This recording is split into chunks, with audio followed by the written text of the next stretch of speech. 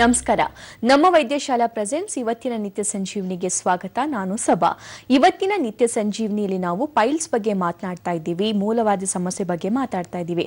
ಸಾಮಾನ್ಯವಾಗಿ ಈ ಕಾಯಿಲೆ ಬಂದಾಗ ಬಿಟ್ಟು ಇದರ ನೋವು ನಮಗೆ ಕಾಣಿಸ್ಕೊಳ್ತಾ ಇರುತ್ತೆ, ಬಿಟ್ಟು ರಕ್ತಸ್ರಾವ ಆಗ್ತಾ ಇರುತ್ತೆ ಗುದನಾಳದಲ್ಲಿ. ಸೊ ಯಾತಕ್ಕೋಸ್ಕರ ಈ ಸಮಸ್ಯೆ ಬರುತ್ತೆ, ಈ ಸಮಸ್ಯೆ ಇರೋರು ಯಾವ ರೀತಿಯಾಗಿರುವಂತಹ ಲೈಫ್ ಸ್ಟೈಲ್ ಅನ್ನು ಹೊಂದಿರಬೇಕು, ಇನ್ನು ಹೋಮಿಯೋಪತಿಯಲ್ಲಿ ಇದಕ್ಕೆ ಯಾವ ರೀತಿಯಾಗಿರುವಂತಹ ಟ್ರೀಟ್ಮೆಂಟ್ ಇದೆ ಅಂತ ತಿಳಿಸ್ಕೊಡೋದಕ್ಕೆ ನಮ್ಮೊಂದಿಗೆ ಡಾಕ್ಟರ್ ಸ್ಟುಡಿಯೋದಲ್ಲಿ ಜಾಯ್ನ್ ಆಗಿದ್ದಾರೆ doctor Prashant Rao. Doctor, welcome to the show. Thank you. ಪ್ರಮುಖವಾಗಿ ಈ ಪೈಲ್ಸ್ ಅಂದ್ರೆ ಏನು ಇದರ ಲಕ್ಷಣಗಳು? ಸೊ ನಾರ್ಮಲಿ ಪೈಲ್ಸ್ ಅಂತ ಹೇಳಿದಾಗ ನಾವು ಕಾಮನ್ ಆಗಿ ಮೂಲ ವ್ಯಾಧಿ ಅಂತ ಹೇಳ್ತಾ ಬರ್ತೇವೆ. ಸೊ ಇದೊಂದು ಡಿಸೀಸ್ ಅಂತ ಹೇಳೋದಕ್ಕಿಂತ ಜಾಸ್ತಿ ಯಾಕೆ ನಾವು ಇದನ್ನು ಸೆಲ್ಫ್ ಡಯಾಗ್ನೋಸಬಲ್ ಡಿಸೀಸ್ ಅಂತ ಹೇಳ್ತೀವಿ. ಅಂದರೆ ಕ್ಲಿನಿಕ್ಕಿಗೆ ಸೊ ಪ್ರತಿಯೊಂದು ವ್ಯಕ್ತಿಯು ಏನಾದರೂ ಒಂದು ರೋಗ ಇದ್ದಾಗ ಅದರ ಲಕ್ಷಣದ ಮುಖಾಂತರ ಬರೋದನ್ನು ನೋಡ್ತಾ ಬರ್ತೀವಿ. ಬಟ್ ಈ ಪೈಲ್ಸ್ ಅಥವಾ ಮೂಲವ್ಯಾಧಿ ಇರೋರು ಸೊ ಡಾಕ್ಟರ್ ನನಗೆ ಪೈಲ್ಸ್ ಇದೆ ಅಂತಲೇ ಕ್ಲಿನಿಕ್ಕಿಗೆ ಬರ್ತಾ ಇರೋದನ್ನು ಸೊ ನಾವು ಅತಿ ಕಾಮನ್ ಆಗಿ ನೋಡ್ತಾ ಬರ್ತೀವಿ. ಆ್ಯಂಡ್ ಪೈಲ್ಸ್ ಅಂತ ಬಂದಾಗ ಏನಾಗುತ್ತೆ, it is an metabolic disorder ಅಂತ ಹೇಳ್ತಾ ಬರ್ಬೋದು. ಆ್ಯಂಡ್ ಇದನ್ನು ಡಿಫೈನ್ ಮಾಡಬೇಕಾದ್ರೂ ಹೇಳ್ತೀವಿ. So piles are the swollen and inflamed structure of the haemorrhoidal canal ಅಂತ ಹೇಳ್ತೀವಿ. ಸೊ ನಾರ್ಮಲಿ ನಾವೇನೇ ಆಹಾರ ತಗೊಳ್ತಾ ಬಂದರೂ ಕೂಡ ಸೊ ಅದು 4 ರೀತಿಯಾಗಿ ಜೀರ್ಣ ಆಗ್ತಾ ಬರುತ್ತೆ ಅಂತ ಹೇಳ್ತೇವೆ. ಮೊದಲನೇದಾಗಿ ಓರಲ್ ಡೈಜೆಷನ್ ಅಂತ ಹೇಳ್ತಾ ಬರ್ತೀವಿ. ಸೊ ನಾವೇನು ಬಾಯಿಂದ ಅಗಿತಾ ಬರ್ತೀವಿ ಸೊ ಅಲ್ಲಿಂದ ಸ್ಟಾರ್ಟ್ ಆಗ್ತಕ್ಕಂಥ ಒಂದು ಜೀರ್ಣಕ್ರಿಯೆ ಏನದು ನೆಕ್ಸ್ಟು ಅನ್ನನಾಳದಲ್ಲಿ ಜೀರ್ಣ ಆಗ್ತಾ ಬರುತ್ತೆ. ತದನಂತರ ಸ್ಟಮಕ್ ಡೈಜೆಷನ್ ಅಂತ ಹೇಳ್ತೀವಿ, ಹೊಟ್ಟೆ ಭಾಗದಲ್ಲಿ ಜೀರ್ಣ ಆಗ್ತಾ. ಸೊ ಕೊನೆಯದಾಗಿ ಡಿಫಿಕೇಷನ್ ಅಂದರೆ ಮೋಷನ್ ಮುಖಾಂತರ ಪಾಸ್ ಆಗ್ತಾ ಇರೋದು. ಸೊ ಈ ಒಂದು 4 ಥರದ ಜೀರ್ಣಕ್ರಿಯೆ ಅನ್ನೋದು ಯಾರಲ್ಲಿ ಪ್ರಾಪರಾಗಿ ಆಗ್ತಾ ಇರುತ್ತೆ ಅವ್ರಿಗೆ ಯಾವುದೇ ರೀತಿ ಸಮಸ್ಯೆ ಅನ್ನೋದು ಅವರಿಗಾಟ ಈಗ ಒಂದು ಗ್ಯಾಸ್ಟ್ರಿಕ್ ಆಗಿರ್ಬೋದು, ಇಲ್ಲ ಕಾನ್ಸ್ಟಿಪೇಷನ್ ಮಲಬದ್ಧತೆ ಅಂತ ಏನು ಹೇಳ್ತೀವಿ ಅದಾಗಿರ್ಬೋದು, ಆ್ಯಂಡ್ ಅದರಿಂದ ಉಂಟಾಗ್ತಕ್ಕಂಥ ಪೈಲ್ಸ್ ಆಗಿರ್ಬೋದು. ಸೊ ಯಾವುದೇ ರೀತಿಯೂ ಒಂದು ಲಕ್ಷಣ ನಾವು ನೋಡ್ತಾ ಇರೋದಿಲ್ಲ.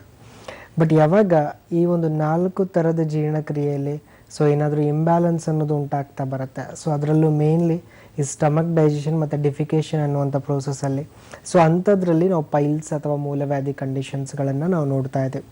ಅದರಲ್ಲಿ ಮೇನ್ಲಿ ಹೆಮೊರೈಡಲ್ ಪ್ಲೆಕ್ಸಸ್ ಅಂತ ಹೇಳ್ತೇವೆ. ಸೊ ಏನು ನಾವು ಗುದದ್ವಾರ ಅಂತ ಕರಿತಾ ಬರ್ತೀವಿ. ಸೊ ಈ ಒಂದು ಜಾಗದಲ್ಲಿ ಹೆಮೊರೈಡಲ್ ವೆಯ್ನ್ಸ್ ಅಂತ ಹೇಳ್ತೀವಿ, ಸೊ ಸ್ಮೂತ್ ಮಸಲ್ ಫೈಬರ್ಸ್ ಅಂತ ಹೇಳ್ತೀವಿ, ಕನೆಕ್ಟಿವ್ ಟಿಶ್ಯೂಸ್ ಅಂತ ಹೇಳ್ತಾ ಬರ್ತೀವಿ, ಆ್ಯಂಡ್ ಸ್ಮಾಲ್ ಆರ್ಟ್ರೀಸ್ ಅಂತ ಹೇಳ್ತಾ ಬರ್ತೀವಿ. ಇವೆಲ್ಲ ಇರುವಂಥ ಏರಿಯಾನ ನಾವು ಹೆಮೊರೈಡಲ್ ಪ್ಲೆಕ್ಸಸ್ ಅಂತ ಕರಿತಾ ಬರ್ತೀವಿ.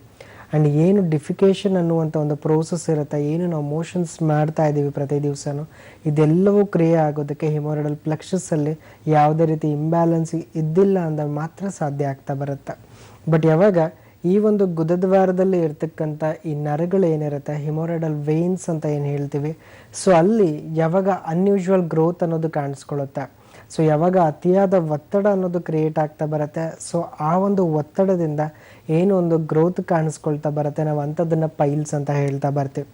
ಆ್ಯಂಡ್ ಪೈಲ್ಸ್ ಅಂತ ಬಂದಾಗ ಆ್ಯಂಡ್ ಮೂಲವ್ಯಾಧಿ ಯಾವುದೇ ಒಂದು ವ್ಯಕ್ತಿಗೆ ಕಾಣಿಸ್ಕೋಬೇಕು ಅಂತ ಹೇಳಿದ್ರೆ ಅಲ್ಲಿ ಪ್ರೆಷರ್ ಅನ್ನೋದು ಕ್ರಿಯೇಟ್ ಆಗ್ತಾ ಇರುತ್ತೆ, ಇಂಟ್ರಾವೇನಸ್ ಪ್ರೆಷರ್ ಅಂತ ಹೇಳ್ತೀವಿ. ಸೊ ಯಾರಲ್ಲಿ ಅತಿಯಾಗಿ ಈ ಒಂದು ಇಂಟ್ರಾವೇನಸ್ ಪ್ರೆಷರ್ ಅನ್ನೋದಿರುತ್ತೆ ಅಂಥವರಲ್ಲಿ ನಾವು ಪೈಲ್ಸ್ ಅನ್ನೋದನ್ನು ನೋಡ್ತಾ ಬರ್ತೀವಿ.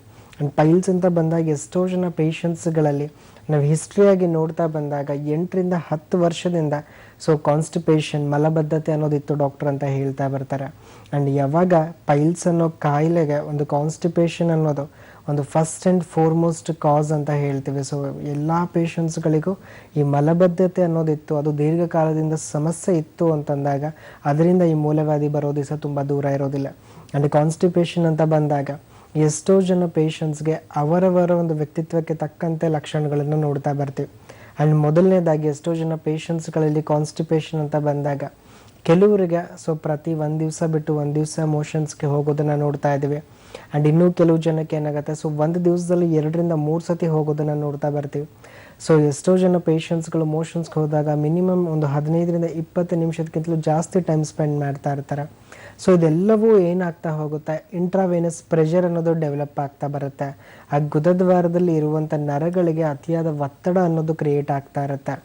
ಆ ಒಂದು ಒತ್ತಡದಿಂದ ಏನಾಗುತ್ತೆ, ಈ ಒಂದು ಪೈಲ್ಸ್ ಅಂದರೆ ಹೊರಗಡೆ ಮೋಷನ್ಸಲ್ಲಿ ಗ್ರೋತ್ ಅನ್ನೋದಾಗಿರ್ಬೋದು, ಪೇಯ್ನ್ ಅನ್ನೋದಾಗಿರ್ಬೋದು, ಉರಿ ಅನ್ನೋದಾಗಿರ್ಬೋದು, ಸೊ ಪ್ರತಿಯೊಂದು ಪೇಷಂಟ್ಸ್ಗಳಲ್ಲಿ ಕಾಣಿಸ್ಕೊಳ್ತಾ ಇರುತ್ತೆ.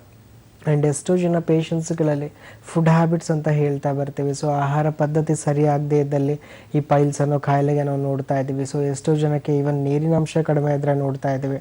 ಬಟ್ ಇದೆಲ್ಲದರೂ ಮೇಯ್ನಾಗಿ ಇವಾಗ ನಾವು ಕಾನ್ಸ್ಟಿಪೇಷನ್ ಅಂತ ಹೇಳ್ತಾ ಇದ್ದೀವಿ, ಸೊ ಏನು ಮಲಬದ್ಧತೆ ಅಂತ ಹೇಳ್ತಾ ಇದ್ದೀವಿ. ಸೊ ಅಲ್ಲಿ ಎಷ್ಟೋ ಜನ ಪೇಷಂಟ್ಸ್ಗಳು ಈ ಮಲಬದ್ಧತೆ ಅನ್ನೋದು ಸರಿ ಮಾಡ್ಕೊಳ್ದೇ ಇರೋದು ಆ್ಯಂಡ್ ಅದಕ್ಕೆ ಸರಿಯಾದ ಒಂದು ಸೂಕ್ತ ಚಿಕಿತ್ಸೆ ತಗೊಳ್ಳದೇ ಇರೋದಕ್ಕೂ ಈ ಮೂಲವ್ಯಾಧಿ ಅನ್ನೋದು ಕಾರಣ ಆಗ್ತಾ ಬರುತ್ತೆ. ಆ್ಯಂಡ್ ನಾರ್ಮಲಿ ಎಷ್ಟೋ ಜನ ಪೇಷಂಟ್ಸ್ಗಳಲ್ಲಿ ಈ ಕಾನ್ಸ್ಟಿಪೇಷನ್ ಅಂತ ಬಂದಾಗ ಏನಾಗುತ್ತೆ, ಸೊ ಈ ಕಾನ್ಸ್ಟಿಪೇಷನ್ ಅನ್ನೋದು ಪ್ರತಿಯೊಂದು ವ್ಯಕ್ತಿಗೂ ಕೂಡ ಜೀವನದಲ್ಲಿ ಒಂದಲ್ಲ ಒಂದು ದಿವಸ ಅನುಭವಿಸ್ತಕ್ಕಂಥ ಒಂದು ಲಕ್ಷಣ ಅಂತ ಹೇಳ್ತೀವಿ. ಸೊ ಯಾವಾಗ ಆ ಮಲಬದ್ಧತೆ ಅನ್ನೋದು ಕಾಣಿಸ್ಕೊಳ್ತಾ ಇರುತ್ತೆ ಪೇಷಂಟ್ಸ್ಗಳಲ್ಲಿ ನಾವು ನೋಡ್ತಾ ಇದ್ದಂಗೆ, ಸೊ ಏನಾದರೂ ಆಹಾರದಲ್ಲಿ ವ್ಯತ್ಯಾಸ ಆದರೆ ಮಲಬದ್ಧತೆ ನೋಡ್ತಾ ಬರ್ತೀವಿ. ಸೊ ಎಕ್ಸಾಂಪಲಾಗಿ ಏನಾದರೂ ಲೇಟ್ ನೈಟ್ ಪಾರ್ಟೀಸ್ಗಳಲ್ಲಿ ಊಟ ಮಾಡೋದಾಗಿರ್ಬೋದು, ಇಲ್ಲ ಏನಾದರೂ ಜಂಕ್ ಫುಡ್ಸ್ಗಳ ಅತಿಯಾಗಿ ತಗೊಳ್ಳೋದಾಗಿರ್ಬೋದು. ಸೊ ಇವೆಲ್ಲವೂ ಕೂಡ ಕಾನ್ಸ್ಟಿಪೇಷನ್ಸ್ಗೆ ದಾರಿ ಮಾಡಿಕೊಡ್ತಾ ಇರುತ್ತೆ. ಆ್ಯಂಡ್ ಯಾವಾಗ ಕಾನ್ಸ್ಟಿಪೇಷನ್ ಅನ್ನೋದು ಬರ್ತಾ ಇದೆ ಆ್ಯಂಡ್ ಎಷ್ಟೋ ಜನ ಪೇಷಂಟ್ಸ್ಗಳಲ್ಲಿ ನಾವು ನೋಡ್ತಾ ಇರೋದು, ಸೊ ಲೇವೇಟರ್ಸ್ಗಳಲ್ಲಿ more than 15 to 20 minutes mobile ಫೋನ್ಸ್ಗಳನ್ನು ಬಳಕೆ ಆಗಿರ್ಬೋದು, ಇಲ್ಲಾಂದರೆ ನ್ಯೂಸ್ ಪೇಪರ್ಗಳ ಬಳಕೆಗಳಾಗಿರ್ಬೋದು. ಸೊ ಈ ರೀತಿ ಮಾಡೋದ್ರಿಂದ ಏನಾಗ್ತಾ ಬರ್ತಾ ಇದೆ, ಸೊ ಅತಿಯಾದ ಟೈಮ್ ಸ್ಪೆಂಡ್ ಮಾಡೋದ್ರಿಂದನೂ ಕೂಡ ಪ್ರೆಷರ್ ಅನ್ನೋದು ಡೆವಲಪ್ ಆಗಿ ಇದರಿಂದ ಇವತ್ತಿನ ದಿವಸ ಮೂಲವ್ಯಾಧಿ ಆಗೋದು ಮೋರ್ ದೆನ್ 40% ಚಾನ್ಸಸ್ ನಾವು ನೋಡ್ತಾ ಇದ್ದೀವಿ. ಸೊ ಹೀಗಾಗಿ ಸೊ ಬಾವಲ್ ಹ್ಯಾಬಿಟ್ಸ್ ಅಂತ ಏನು ಹೇಳ್ತಾ ಇದ್ದೀವಿ, ಸೊ ಯಾವ ಒಂದು ಟೈಮಲ್ಲಿ ಆಗಿರ್ಬೋದು, ಸೊ ಆಹಾರ ಕ್ರಮಗಳಲ್ಲಾಗಿರ್ಬೋದು, ಪ್ರತಿಯೊಂದು ಕೂಡ ಇಂಟರ್ ರಿಲೇಟೆಡ್ ಆಗಿರುತ್ತೆ. ಸೊ ನಾವೇನು ಆಹಾರ ತಗೋತಾ ಇದ್ದೀವಿ ಅದು ನಮ್ಮ ದೇಹಕ್ಕೆ ಬೇಕಾಗಿರೋದನ್ನ ನಾವು ತಗೊಳ್ತಾ ಹೋಗಬೇಕು. ಯಾವಾಗ ನಾವು ಬರೀ ನಮ್ಮ ನಾಲ್ಗೆಗೆ ಬೇಕಾಗಿರ್ತಕ್ಕಂಥ ಆಹಾರನ ತಗೊಳಕ್ಕೆ ಸ್ಟಾರ್ಟ್ ಮಾಡ್ತೀವಿ ಆವಾಗ ನಮ್ಮ ದೇಹ ಅನ್ನೋದು ಈ ರೀತಿಯಾದ ಕಾಯಿಲೆಗೆ ತುತ್ತಾಗ್ತಾ ಇರುತ್ತೆ. ಸೊ ಅದಕ್ಕೋಸ್ಕರ ನಾವು ತಗೊಳ್ತಕ್ಕಂಥ ಫುಡ್ಡಲ್ಲಿ ಸೊ ನಮ್ಮ ದೇಹಕ್ಕೆ ಜೀರ್ಣ ಆಗುವಂಥ ಅಂಶ ಅತಿಯಾಗಿ ಬರ್ತಾ ಹೋದ್ರೆ ಸೊ ಖಂಡಿತವಾಗ್ಲೂ ಈ ಕಾಯಿಲೆ ಬರದೇ ಇರೋ ಥರ ನೋಡ್ಕೋಬೋದು. ಯಾವಾಗ ಅದು ಇಂಬ್ಯಾಲೆನ್ಸ್ ಆಗ್ತಾ ಹೋಗುತ್ತೆ ಖಂಡಿತವಾಗ್ಲೂ ಈ ಮೂಲವ್ಯಾಧಿ ಬರೋ ದಿವಸ ತುಂಬ ದೂರ ಇರೋದಿಲ್ಲ. ಓಕೆ, ಬಾಗಲಕೋಟೆಯಿಂದ ಕಾಲರ್ ರೆಡಿ ಇದ್ದಾರೆ, ಮಾತಾಡ್ಸೋಣ. ಪ್ರದೀಪ್ ಕರೆ ಮಾಡಿದ್ದಾರೆ. ನಮಸ್ತೆ ಪ್ರದೀಪ್. ನಮಸ್ತೆ ಮೇಡಮ್. ಡಾಕ್ಟರ್ ಇದ್ದಾರೆ, ಏನು ಸಮಸ್ಯೆ ಹೇಳಿ. ಹಲೋ ಸರ್ ನಮಸ್ತೆ ಸರ್. ನಮಸ್ಕಾರ, ಹೇಳಿ ಸರ್. ಟಾಯ್ಲೆಟ್ ಹೋಗಿ ಬಂದ್ಮೇಲೆ ಸ್ವಲ್ಪ ಇದನ್ನಾಗುತ್ತೆ ಸರ್, ಉರಿತೈತ್ರಿ ಸರ್. ಓಕೆ, ಯಾವಾಗಿಂದ ಈ ಸಮಸ್ಯೆ ನಿಮಗೆ? ಇವಾಗ ಒಂದ್ 2 ವಾರ ಆಯ್ತು ಸರ್. 2 ವಾರ ಆಯ್ತಾ? ಓಕೆ. అవును. ಮತ್ತೆ ಏನಾದರೂ ಬ್ಲೀಡಿಂಗ್ ಆಗೋದು ಆ ಥರ ಏನಾದರೂ ಆಗ್ತಾ ಇದೆಯಪ್ಪ? ಬ್ಲೀಡಿಂಗ್ ಒಂದ್ಸಲ ಆಗಿತ್ತು ಸರ್. ಓಕೆ. ಸೊ ಟ್ರೀಟ್ಮೆಂಟ್ ಏನಾದರೂ ತಗೊಂಡಿದ್ದೀರಾ? ಟ್ರೀಟ್ಮೆಂಟ್ ಇನ್ನೂ ಏನು ಮಾಡಿಲ್ಲ ಸರ್. ಏನು ತಗೊಳ್ತಾ ಇಲ್ವಾ? ಓಕೆ. ಬಟ್ ಇವಾಗ ಏನಾಗುತ್ತೆ, ನಾರ್ಮಲಿ ಇವಾಗ 2 ವಾರದಿಂದ ಮಾತ್ರ ನಿಮಗೆ ಈ ನೋವು ಕಾಣಿಸ್ಕೊಳ್ತಾ ಇದೆ ಅಂತ ಹೇಳ್ತಾ ಇದ್ದೀರಾ. ಸೊ 2 ವಾರದಿಂದ ನೋವಿತ್ತಂದ್ರೂ ಕೂಡ ಖಂಡಿತವಾಗ್ಲೂ ಸೊ ತೊಂದರೆ ಅನ್ನೋದು ಇದ್ದಾಗಲೇ ಈ ರೀತಿಯಾದ ಉರಿ ಆಗಿರ್ಬೋದು, ರಕ್ತಸ್ರಾವ ಆಗಿರ್ಬೋದು ಕಾಣಿಸ್ಕೊಳ್ತಾ ಹೋಗುತ್ತೆ. ಬಟ್ ಯಾವಾಗ ನೀವು ಈ ಕಂಡೀಷನ್ಸ್ನ ಅತಿಯಾದ ದಿವಸ ಬಿಡ್ತಾ ಹೋಗ್ತೀರಾ ಅವಾಗ ಖಂಡಿತವಾಗ್ಲೂ ಕಾಯಿಲೆ ಅನ್ನೋದಂತೂ ಮತ್ತಿನ್ನೂ ಜಾಸ್ತಿನೇ ಆಗ್ತಾ ಹೋಗುತ್ತಪ್ಪ. ಆ್ಯಂಡ್ ಅದರಲ್ಲಿ ಈ ಪೈಲ್ಸ್ ಅನ್ನೋ ಕಾಯಿಲೆಗೆ ಪ್ರತಿಯೊಬ್ಬರು ಏನು ಮಾಡ್ತಾ ಹೋಗ್ತಾರೆ, ಸೊ ಟ್ರೀಟ್ಮೆಂಟ್ ತೊಗೊಳಕ್ಕೆ ಹಿಂದೆ ಇಟ್ಟು ಹಾಕೋದು, ಯಾವುದೇ ರೀತಿ ಮುಜುಗರಕ್ಕೆ ಒಳಗಾಗುತ್ತೆ. ಸೊ ಟ್ರೀಟ್ಮೆಂಟ್ ಅನ್ನೋದನ್ನು ಫಸ್ಟ್ ಸ್ಟಾರ್ಟ್ ಮಾಡ್ಕೊಳ್ಳಿ. ಸೊ ಒಳಗಡೆ ಏನು ತೊಂದರೆ ಇದೆ, ಆ ಊತ ಅನ್ನೋದು ಯಾವ ರೀತಿ ಆಗ್ತಾ ಇದೆ, ರಕ್ತಸ್ರಾವ ಅನ್ನೋದು ಆಗ್ತಾಯಿದೆ ಅಂದಾಗ ಸೊ ಆ ವೇನ್ಸ್ ಏನಾದರೂ ರಪ್ಚರ್ ಆಗ್ತಾ ಇದೆಯಾ ಅದನ್ನು ನೋಡ್ಕೋಬೇಕಾಗತ್ತೆ. ಆ್ಯಂಡ್ ಅದ್ರ ಜೊತೆಗೆ ಸ್ವಲ್ಪ ಅತಿಯಾದ ಹಣ್ಣುಗಳನ್ನು ತಗೊಳ್ತಾ ಬನ್ನಿ, ಹಸಿರು ತರಕಾರಿಗಳನ್ನು ಸೇವಿಸ್ತಾ ಬನ್ನಿ. ಇವೆಲ್ಲ ಏನು ಮಾಡುತ್ತೆ, ನಿಮ್ಮ ದೇಹ ಅನ್ನೋದನ್ನು ಜೀರ್ಣಕ್ರಿಯೆಯಲ್ಲೂ ಚೆನ್ನಾಗಿ ಇಟ್ಕೊಳ್ಳೋ ಥರ ಆ್ಯಂಡ್ ಯಾವುದೇ ರೀತಿ ಈ ರೀತಿಯಾದ ಕಾಯಿಲೆಗಳು ಬರದೇ ಇರೋ ಥರ ನೋಡ್ಕೊಳ್ಳೋಕೆ ಹೆಲ್ಪ್ ಆಗುತ್ತೆ. ಸ್ವಲ್ಪ ಆದಷ್ಟು ಡಯಟ್ಗಳಲ್ಲಿ ಸ್ವಲ್ಪ ನೋಡ್ಕೊಳ್ತಾ ಬನ್ನಿಪ್ಪ. ಅದ್ರ ಜೊತೆ ಮೆಡಿಸಿನ್ಸ್ ಸ್ಟಾರ್ಟ್ ಮಾಡೋಕಿದ್ರೆ ಖಂಡಿತವಾಗ್ಲೂ ಹೋಮಿಯೋಪತಿಲೂ ತುಂಬ ಒಳ್ಳೆ ಮೆಡಿಸಿನ್ಸ್ ಇದೆ. ಇರುವಂಥ ಕಾಯಿಲೆ ವಾಸಿಯಾಗಿ ಮತ್ತು ತಿರ್ಗಾ ಬರದೇ ಇರೋ ಥರ ಏನು ಜೀರ್ಣಶಕ್ತಿ ಪ್ರಾಪರಾಗಿ ಆಗಬೇಕು ಅದನ್ನು ಕೂಡ ನಿಮ್ಗೆ ಹೆಲ್ಪ್ ಮಾಡಲಾಗುತ್ತೆ. ಸೊ ಆದಷ್ಟು ಬೇಗ ಒಂದು ಸತಿ ಬಂದು ಭೇಟಿ ಕೊಡಿ, ಖಂಡಿತವಾಗ್ಲೂ ನಿಮಗಿರುವಂಥ ಕಂಡೀಷನ್ಸ್ ನೋಡ್ಕೊಂಡು ಹೆಲ್ಪ್ ಮಾಡೋಕ್ಕೆ ಈಸಿ ಆಗುತ್ತೆ. ಓಕೆ ಪ್ರದೀಪ್, ಧನ್ಯವಾದ ಕರೆ ಮಾಡಿದ್ದಕ್ಕೆ. ಸುಮಯ್ಯ ಬೆಂಗಳೂರಿಂದ ಕರೆ ಮಾಡಿದ್ದಾರೆ. ನಮಸ್ತೆ. ಓಕೆ, ಕರೆ ಕೊಟ್ಟಾಗಿದೆ ಡಾಕ್ಟರ್. ಮತ್ತೆ ಬೇರೆ ಕಾಲರ್ ತಗೊಳ್ಳೋಣ. ಇವಾಗ ಯಾವ ರೀಸನ್ ಇಂದ ಪರ್ಟಿಕ್ಯುಲರ್ಲಿ ಈ ಪೈಲ್ ಸಮಸ್ಯೆ ಬರುತ್ತೆ? ಸೊ ಇಲ್ಲಿ ರೀಸನ್ಸ್ ಅಂತ ನಾವು ತಗೊಳ್ತಾ ಬಂದಾಗ ಮ್ಯಾಕ್ಸಿಮಮ್ ಆಗಿ ಎಷ್ಟೋ ಜನ ಪೇಷಂಟ್ಸ್ಗಳಲ್ಲಿ ಸೊ ಒಂದು ಜೆನೆಟಿಕ್ ಹಿಸ್ಟ್ರಿ ಇರುತ್ತೆ ಅಂತ ಹೇಳ್ತೀವಿ. ಸೊ ಮನೆಯಲ್ಲಿ ಅವರ ಮನೆಯಲ್ಲಿ ತಂದೆಗಾಗಿರ್ಬೋದು, ತಾಯಿಗಾಗಿರ್ಬೋದು, ಸೊ ಏನಾದರೂ ಒಂದು ಫ್ಯಾಮಿಲಿಯಲ್ಲಿ ಹಿಸ್ಟ್ರಿ ಇತ್ತು ಅಂತಂದರೆ ಸೊ ಪೈಲ್ಸ್ ನೆಕ್ಸ್ಟ್ ಜನ್ರೇಷನಲ್ಲೂ ಕೂಡ ಕಂಟಿನ್ಯೂ ಆಗುತ್ತೆ ಅಂತ ಹೇಳ್ತೀವಿ. ಬಟ್ ಯಾವಾಗ ಅದನ್ನು ಹೊರತುಪಡಿಸಿ ನಾವು ನೋಡೋದಾಗಿದ್ದಾಗ ಎನ್ವಿರಾನ್ಮೆಂಟಲ್ ಫ್ಯಾಕ್ಟರ್ಸ್ ಅಂತ ಹೇಳ್ತೀವಿ. ಅಲ್ಲಿ ನಾವು ನೋಡ್ತಾ ಇರೋದು ಮೊದಲನೇದು ಆಹಾರ ಪದ್ಧತಿ ಅಂತ ಹೇಳ್ತೀವಿ. ಸೊ ಆಹಾರ ಪದ್ಧತಿ ಅಂತ ಬಂದಾಗ ಸೊ ಪ್ರತಿ ದಿವಸನೂ ನಮ್ಮ ದೇಹಕ್ಕೆ 25 ರಿಂದ 30 ಗ್ರಾಮ್ ಫೈಬರ್ ಇಂಟೇಕ್, ನಾರಿನ ಅಂಶ ಅನ್ನೋದು ಬೇಕು ಅಂತ ಹೇಳ್ತೀವಿ. ಸೊ ಯಾವಾಗ ನಾವು ಅದನ್ನು ಪ್ರಾಪರಾಗಿ ಮಾಡ್ತಾ ಇರಲ್ಲ, ಆ್ಯಂಡ್ ಇತ್ತೀಚಿನ ದಿನಗಳಲ್ಲಿ ಫುಡ್ ಅಡಲ್ಟ್ರೇಷನ್ ಆಗಿರ್ಬೋದು, ಇಲ್ಲ ನಾವು ತಗೊಳ್ತಕ್ಕಂಥ ಫುಡ್ಡಲ್ಲೂ ಕೂಡ ಪ್ರಾಪರ್ ಕ್ವಾಲಿಟಿ ಇರುವಂಥ ಫುಡ್ಡನ್ನು ನಾವು ತಗೊಳ್ತಾ ಇಲ್ಲ ಅನ್ನೋದಾಗಿರ್ಬೋದು. ಸೊ ಈ ರೀತಿಯಾಗಿ ಮಾಡಿದಾಗ ಏನಾಗುತ್ತೆ, ನಾರ್ಮಲಿ ಡೈಜೆಷನ್ ಅನ್ನೋದು ಆಗ್ತಾ ಇರೋದಿಲ್ಲ, ಆ್ಯಂಡ್ ಅದರಿಂದ ಈ ಒಂದು ಸಮಸ್ಯೆ ಬರ್ತಾ ಹೋಗೋದು. ಆ್ಯಂಡ್ ಅದ್ರ ಜೊತೆಗೆ ನೀರಿನ ಅಂಶ ಅನ್ನೋದು ಪ್ರತಿ ದಿವಸನೂ ಒಬ್ಬ ವ್ಯಕ್ತಿಗೆ ಅವನ ಒಂದು ತೂಕಕ್ಕೆ ತಕ್ಕಂತೆ ಸೊ ಒಂದು ವಾಟರ್ ಇಂಟೇಕ್ ಇರಬೇಕು ಅಂತ ಹೇಳ್ತೀವಿ. ಫಾರ್ ಎಕ್ಸಾಂಪಲ್ ಒಂದು 60 kgs ಪರ್ಸನ್ ಇದ್ದ ಅಂದರೆ ಸೊ ಅವರಿಗೆ 2.5 to 3 ಲೀಟರ್ಸ್ ವಾಟರ್ ಇಂಟೇಕ್ ಬೇಕೇ ಬೇಕು ಅಂತ ಹೇಳ್ತೀವಿ. ಆ್ಯಂಡ್ ಅದೇ ಒಂದು ಆಧಾರದ ಮೇಲೆ ಸೊ ಆ ನೀರಿನ ಅಂಶ ಅನ್ನೋದು ಕಡಿಮೆ ಆಗ್ತಾ ಹೋಗುತ್ತೆ ಯಾರಲ್ಲಿ ಅಂತ ಬಂದಾಗ, ಸೊ ಅಲ್ಲಿನೂ ಕೂಡ ಈ ಮೋಷನ್ಸ್ ಅನ್ನೋದು ಹಾರ್ಡ್ ಆಗೋದಾಗಿರ್ಬೋದು, ಡ್ರೈ ಆಗೋದಾಗಿರ್ಬೋದು, ಇದರಿಂದ ಈ ಸಮಸ್ಯೆ ಅನ್ನೋದು ಕಾಣಿಸ್ಕೊಳ್ತಾ ಬರುತ್ತೆ.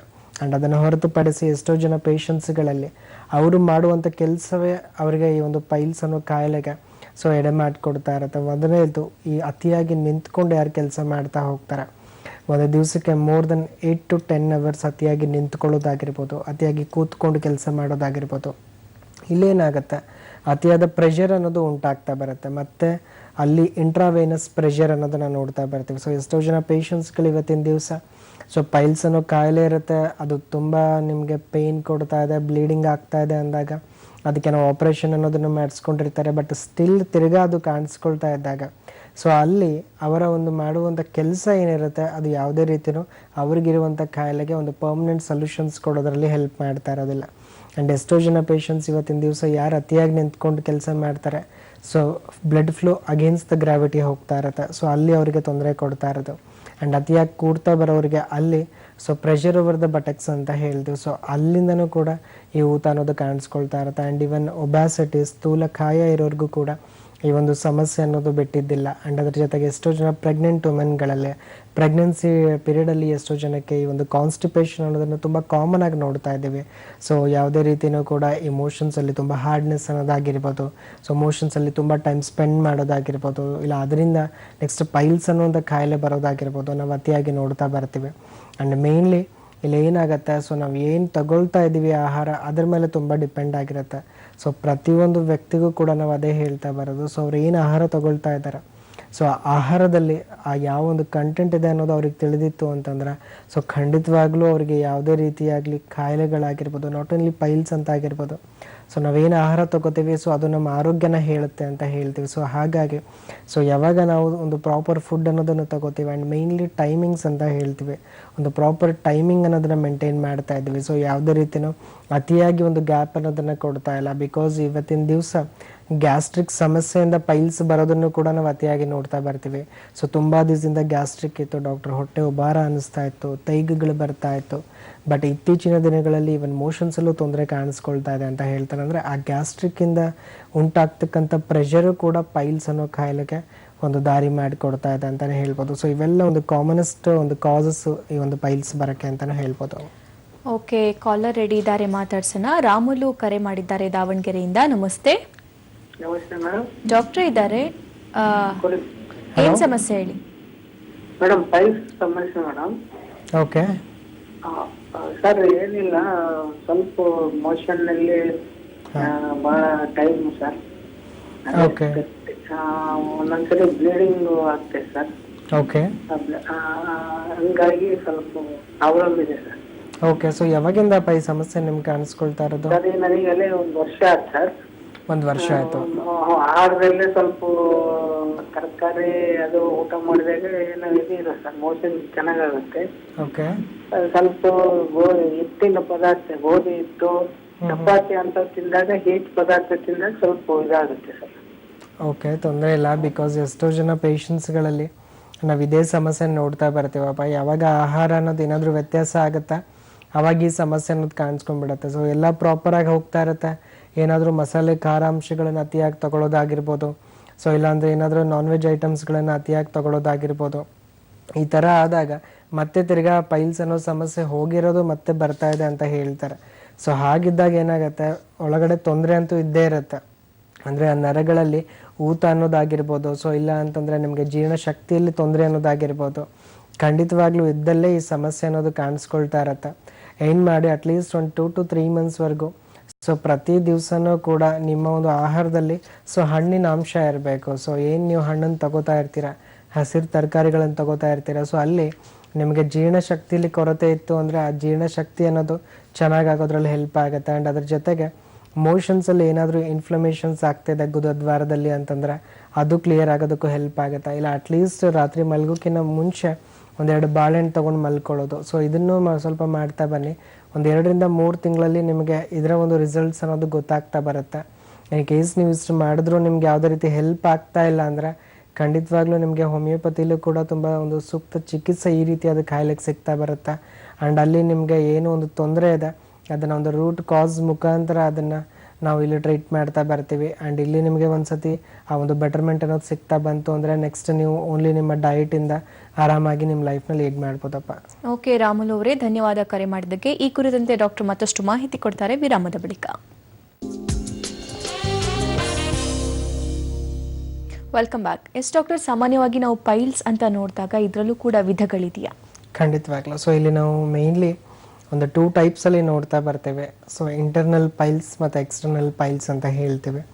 ಸೊ ನಾರ್ಮಲಿ ಇವಾಗ ಇಂಟರ್ನಲ್ ಪೈಲ್ಸ್ ಅಂತ ಬಂದಾಗ ನಾರ್ಮಲಿ ಇಲ್ಲಿ ಗುದದ್ವಾರದಲ್ಲಿ ಏನಾಗ್ತಾ ಬರುತ್ತೆ, ಒಂದು ಡೆಂಟೇಟ್ ಲೈನ್ ಅಂತ ಹೇಳ್ತಾ ಬರ್ತೀವಿ.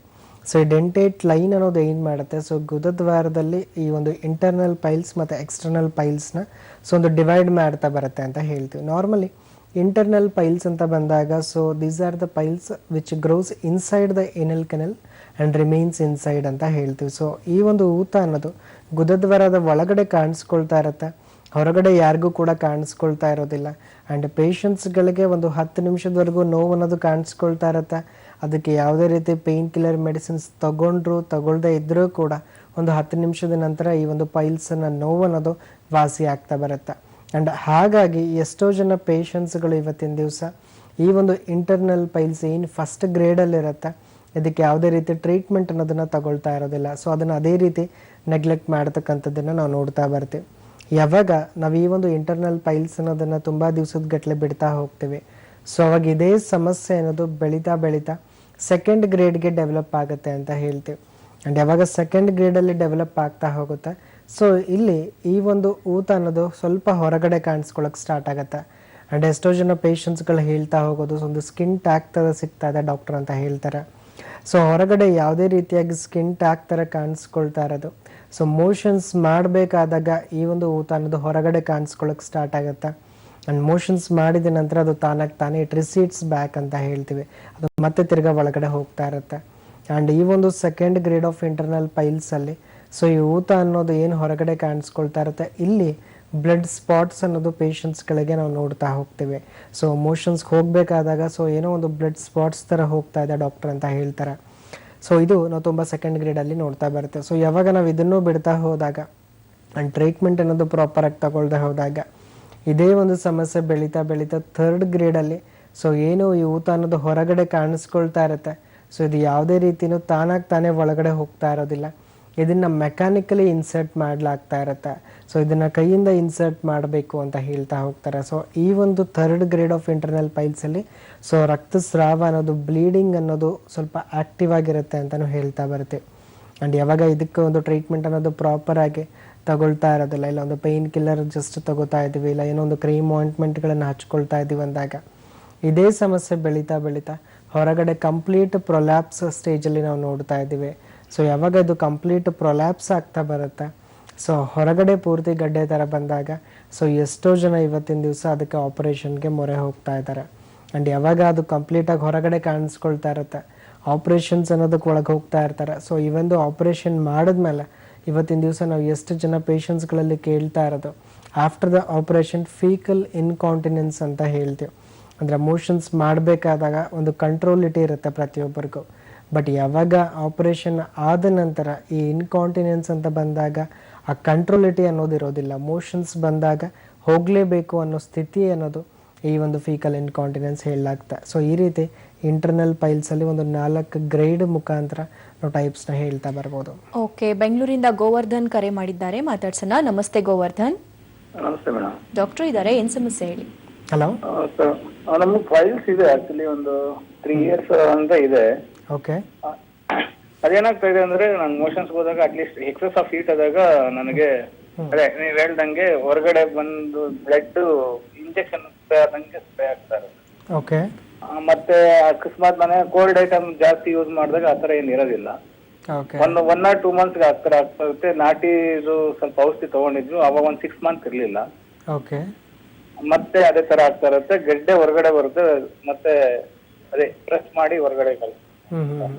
ಓಕೆ. ಸೊ ಇವಾಗ ನೀವು ಹೇಳುವಾಗ ಇವಾಗ ತುಂಬ ದಿವಸದಿಂದ ಆಗ್ತಾ ಇದೆ ಆ್ಯಂಡ್ ಜಸ್ಟ್ ಅದು ಏನಾದರೂ ನಮ್ಮ ಸ್ವಲ್ಪ ಅಪ್ಪಾಜಿಗೂ ಇತ್ತು, ಅವ್ರಿಗೆ ಆಕ್ಚುಲಿ ಆಪರೇಷನ್ ಮಾಡಿ ಇದು ಮಾಡಿದ್ವಿ, ಅವ್ರಿಗೆ ಆಲ್ಮೋಸ್ಟ್ 15 years ಇತ್ತು ಅವ್ರಿಗೆ.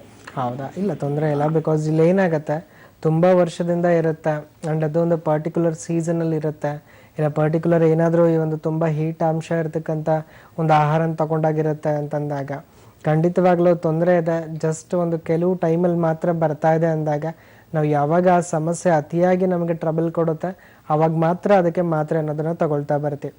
ಬಟ್ ಈ ರೀತಿ ಮಾಡೋದ್ರಿಂದ ಏನಾಗುತ್ತೆ, ಸೊ ನೆಕ್ಸ್ಟ್ ಮುಂದೊಂದು ದಿವಸ ನೀವು ಏನು ಆಹಾರ ತೊಗೊಂಡ್ರೂ ಕೂಡ ಕಾಯಿಲೆ ಅನ್ನೋದು ಅಟ್ ದ ಸೇಮ್ ಟೈಮ್ ಅದೇ ಒಂದು ರೇಷಿಯೋಲಿ ಇರುತ್ತೆ, ಎಲ್ಲ ಸೀಸನ್ಸಲ್ಲೂ ಕೂಡ ಅಷ್ಟೇ ಇರುತ್ತೆ, ಈ ಒಂದು ಸ್ಟೇಜು ಕೂಡ ಮುಂದೆ ಬರ್ತಾ ಹೋಗುತ್ತೆ. ಸೊ ಹಾಗಾಗಿ ಈ ಒಂದು ಸಮಸ್ಯೆ ಅನ್ನೋದು ಒಂದು ಪರ್ಟಿಕ್ಯುಲರ್ ಸೀಸನ್ಸಲ್ಲಿ ಬರ್ತಾ ಇದೆ, ನೀವು ತಗೊಳ್ಳತಕ್ಕಂಥ ಟ್ರೀಟ್ಮೆಂಟು ಜಸ್ಟ್ ಸಿಂಪ್ಟಮೆಟಿಕ್ ಟ್ರೀಟ್ಮೆಂಟ್ ಇದೆ, ಅಂದರೆ ಈ ಮೂಲವ್ಯಾಧಿಯಿಂದ ಬರುವಂಥ ಲಕ್ಷಣಕ್ಕೆ ಮಾತ್ರ ಟ್ರೀಟ್ಮೆಂಟ್ ನಡೀತಾ ಇದೆ ಅಂದಲ್ಲಿ ಏನಾಗ್ಬಿಡುತ್ತೆ, ಬರೀ ಒಂದು 8 ರಿಂದ 10 ಗಂಟೆ ನಿಮ್ಮ ನೋವು ಅನ್ನೋದು ಮುಂದೆ ಹಾಕ್ತಾ ಹೋಗುತ್ತೆ, ಯಾವುದೇ ರೀತಿ ಜೀರ್ಣಶಕ್ತಿಯಲ್ಲಿ ನಿಮಗೆ ಇಂಪ್ರೂವ್ಮೆಂಟ್ ಅನ್ನೋದು ಕಾಣಿಸ್ಕೊಳ್ತಾ ಇರೋದಿಲ್ಲ.